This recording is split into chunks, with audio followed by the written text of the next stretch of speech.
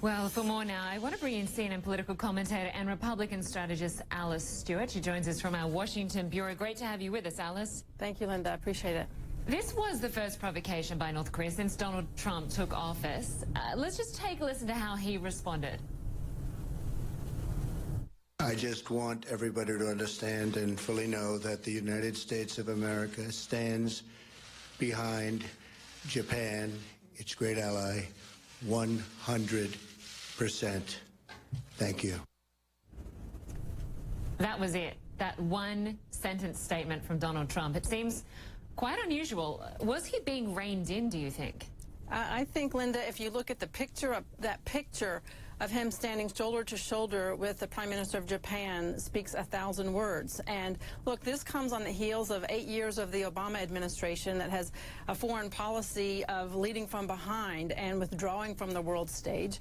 And here we have President Trump, who campaigned on America first, the strength of our nation, and having peace through strength. And what we're seeing as a result of this test is peace through strength, and also there is strength in numbers. We had President Trump joined, as we just saw, with the Prime Minister of Japan, who says these tests are intolerable. He says he is 100% behind Japan and standing with Japan. In addition to that, we have NATO officials saying that this is completely unacceptable. We have members of the UN Council and European Union officials saying that they also condemn the fact that North Korea continues to disregard the UN resolutions, and that is powerful. And when you have such a united front by world leaders against North Korea, it says quite a bit.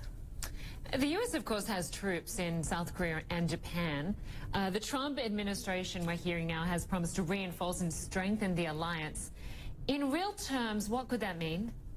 It could certainly be a good show of force. I think also, in addition to military might, we can do quite a bit with regard to these tests in dealing with China. China has a great deal of influence over North Korea, and we should continue to impose sanctions. We should work with China to try and convince them to pressure North Korea to do away with their continued testing of these ballistic missiles, and that will do just as much, if not more, than putting more boots on the ground and more military might.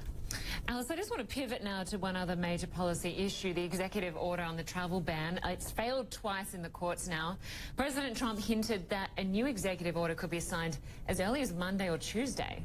What do you think we can expect?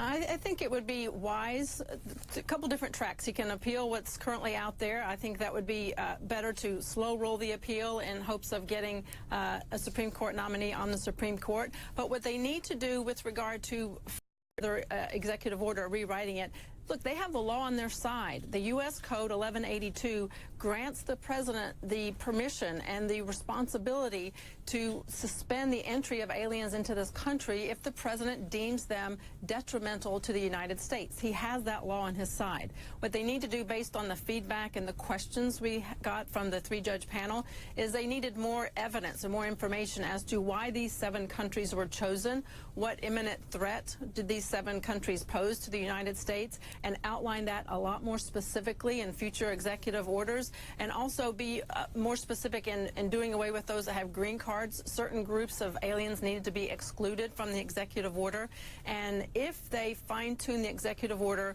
with the help of our newly confirmed Attorney General Jeff Sessions, they will be much more successful in a following executive order than they were on the first one, because this one was hastily rolled out, hastily executed, and clearly wasn't successful. But with the law on our side, which we do have, they can be successful in the future. All right, Alice Stewart, we'll have to leave it there. Really good to have you on the program. Thank you. Thank you, Linda.